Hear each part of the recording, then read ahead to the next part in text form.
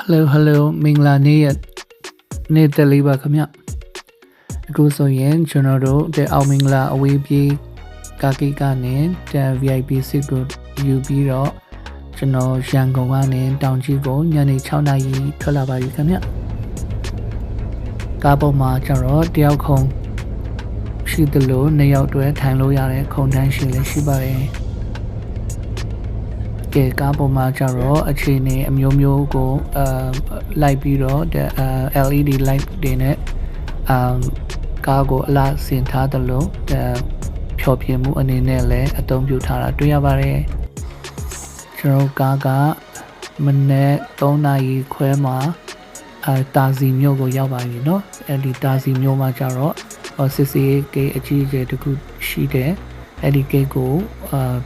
အဲ့ဒီဂိတ်ကမနေ့4နာရီခွဲလောက်မှဖွင့်တဲ့အတွက်ကားတန်းရှိဆိုရင်ကျွန်တော်တို့အဲ့လိုညအိပ်ပြီးတော့စောင်းရပါတယ်เนาะ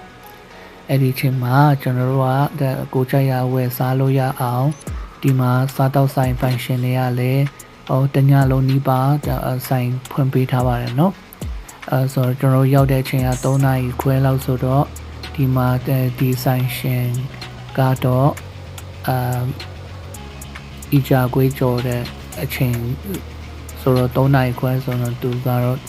မေးမြန်းထားတဲ့အချက်အရာဆိုရင်သူတို့ကမနေ့တနာရီလောက်ဆိုရင်သူတို့ထားပြီးတော့ပြင်ဆင်ထားရတယ်ပေါ့နော်တယောက်ထဲကနေအကုန်လုံးကိုမုံနေတာစမုံဖြတ်တာဆုံးနောက်စီးထဲတဲ့ကြော်တာမီးအနေအများအတိုးလျှော့အကုန်လုံးကိုသူကိုယ်တိုင်လုပ်ရတဲ့အတွက် multitasking skill ကိုကျွမ်းကျင်တဲ့ဆိုင်ဖန်ရှင်ဖြစ်မှန်ကျွန်တော်သိတာပါတယ်ခင်ဗျသူလေယာတွေကိုစားကြည့်တဲ့အခါမှာလည်းထုံးစံတိုင်းပဲပေါ့နော်ကျွန်တော်ကတော့အကြကွင်းစားမယ်ဆိုရင်တော့လက်ဖက်ရည်နဲ့တွဲဖက်ပြီးတော့ချိုလက်ဖက်ရည်ချိုလေးနဲ့တောက်တာကျွန်တော်သဘောကျဆုံးဖြစ်တယ်မနေ့အစောကြီးဖြစ်တဲ့အတွက်ဒါစီမှာဆိုရင်တော့အခုကအောက်တိုဘာလတည်းဆိုရင်တော့ချမ်းစင်ဖြစ်လာပြီပေါ့နော်ဒီတာစီမျိုးကိုကြော်ပြီးသွားပြီးဆိုရင်တော့ကျွန်တော်ရှမ်းပြည်နယ်zigzag အကွေအကောင်းနဲ့ကားမူးတဲ့လမ်းပိုင်းတွေစပြီးတော့ရောက်တော့မှာပေါ့နော်ဆိုတော့ဒီမတိုင်ခင်မှာကျတော့ bike ကိုဖြည့်ထားဖို့လိုပါတယ်เนาะဘိုက်စားပြီးတော့ကားဆက်မောင်းရင်တောင်ပေါ်တက်လမ်းတွေဆိုရင်များသောအားဖြင့်မူးတတ်ပါတယ်เนาะကျွန်တော်ကတော့အမြဲတမ်းတွာလာနေကြဆိုတော့အတွေ့အကြုံအများကြီးရှိတဲ့အတွက်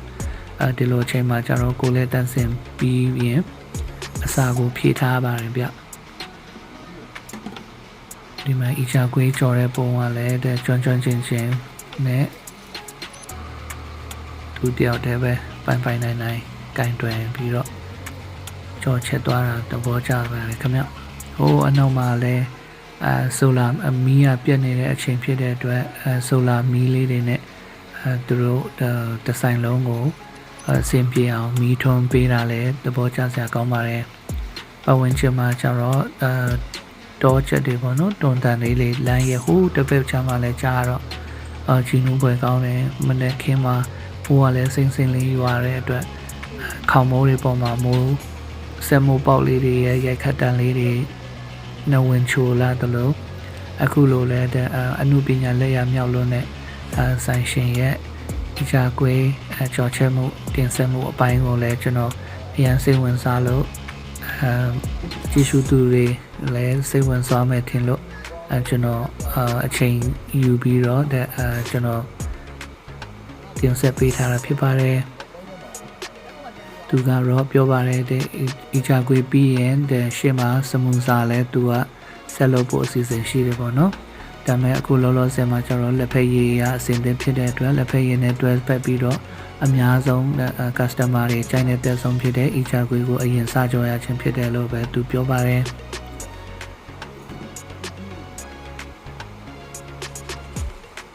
အကြကွေးတွေဖြတ်တာလဲညီညာလေးနဲ့ပေါ့နော်သူပြီးတော့စီလေးတွေဆွတ်သွားတယ်နောက်ဒီမှာကြော်ချက်ထားတဲ့ဟာတွေမတူအောင်ပေါ့နော်အဲ့ဒါလဲသူကအချိန်နဲ့ကွက်တိသူတော့တယောက်တည်းနဲ့နိုင်ကို အလုပ်လုပ်သွားတာအရန်သဘောကျဖို့ကောင်းပါတယ်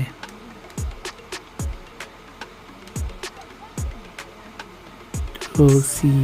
စီရလည်းအများကြီးပဲပေါ့နော်ဒီထဲမှာကျွန်တော်စီအများကြီးထည့်ထားတာလည်းတွေ့ရတယ်ဒါပေမဲ့သူတို့ကစီနဲ့တလို့ပေါ့နော်စီကိုလည်းထပ်ထည့်ပေးရတယ်လို့ပြောပါတယ်ဗျအခု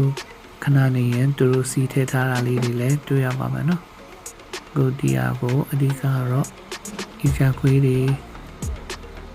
အလုံးကြော်ပြီးသွားပြီးဆိုရင်တော့သူကစမူစာကိုကြော်ချက်ပါတော့မယ်နော်ကျွန်တော်အကြိုက်ဆုံးထဲမှာလေးကြာခွေးလည်းပါတယ်လို့စမူစာလည်းပါတယ်ဗျမြန်မာနိုင်ငံမှာများသောအားဖြင့်စမူစာဆိုလို့ပြောရအောင်စမူစာထဲမှာတချို့ဘောနော်ဒါများသောအားဖြင့်ကျွန်တော်ချက်သွန်နီအများကြီးထည့်ပြီးတော့အာလူးကိုshort ထည့်တာရှိတယ်ဗျဒါပေမဲ့ဒီဆိုင်ကနေမလုတ်ပေးထားတာကျတော့အရင်အခါတော့ကျွန်တော်စားဖို့ပါတယ်ဗျချက်သွန်နီနဲ့အာလူးကိုမြတ်တထည့်ပေးထားတာလေးကတော့အရင်သဘောကျပါတယ်နော်အခုကကျတော့စီလိုပြီးဆိုတော့စီထည့်ပါပြီကဲအဲ့လိုပဲကျွန်တော်တို့ဒီ presentation ကိုကြည့်နေတဲ့အချိန်မှာတခြားကားတွေလည်းတစ်စီးပြီးတစ်စီးလာပြီးတော့ဒီရှေ့မှာပဲရက်လာတယ်ဆိုတော့ဒီဆိုင်ရဲ့ဟိုပါပေါ့ကိုလက်တန်းစင်ဖို့ပေါ့နော်ရေအိမ်တွေလည်းတန်ရှင်းနဲ့ဘိုးတိုင်းလည်းရှိသလိုsquat